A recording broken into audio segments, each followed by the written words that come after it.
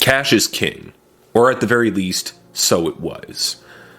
Nowadays, everything is Apple Pay, Google Pay, Samsung Pay, PayPal. Can they get any more original? Cash App, Venmo, Western Union. That's a little bit older, but you get the point. And so on and so on. There are so many other different electronic payment processors now. Today I'd like to talk about my defense of cash. Now, before we talk about cash, first we have to talk about money. Money essentially is fiat. Fiat meaning that it has arbitrary value. It's no longer linked to gold or silver or whatever else.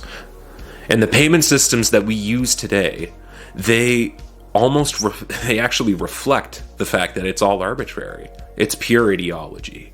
We pay and play, I guess, with plastic cards or with electronic signals which transfer numbers onto one screen into numbers on another screen. We're transferring money, this fiat currency that has arbitrary value. It has no intrinsic value. What exactly are we exchanging then?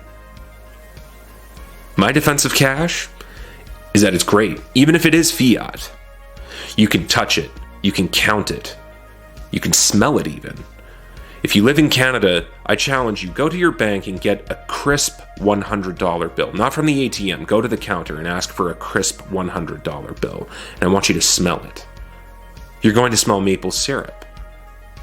An innovation for the polymer note, and a security feature as well. It may not be as convenient to carry cash anymore, and coins can get heavy, they make a lot of noise, and generally you can lose it much easier, and it's harder to recover lost cash. But I will argue that it's still viable not only as a backup, especially in the case of the Rogers outage that happened in Canada over the summer, where a third of the country's internet access was knocked out, including many businesses who could not take electronic forms of payment. Now, cash in and of itself is pure ideology as well, because it's ideology in the sense that we obsess over making as much of it as possible, even though its value is arbitrary, right? And I don't say that we shouldn't, though, because the true value of cash is the freedom and the time that it buys, not the material bullshit that we so often think it does, although that certainly helps. However, this is where the paradox lies.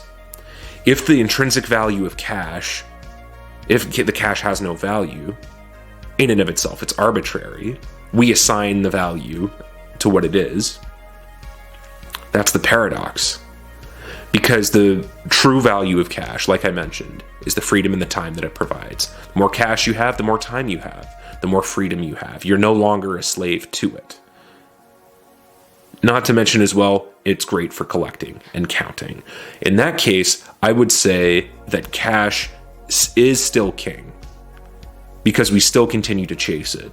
But we shouldn't chase it to hoard material wealth. We should chase it to buy our time back. In any event, have I completely missed the mark? Do you agree with anything that I've said? If so, drop a like on the video, comment down below to share your thoughts. I'd love to hear them. And as always, thank you so much for watching.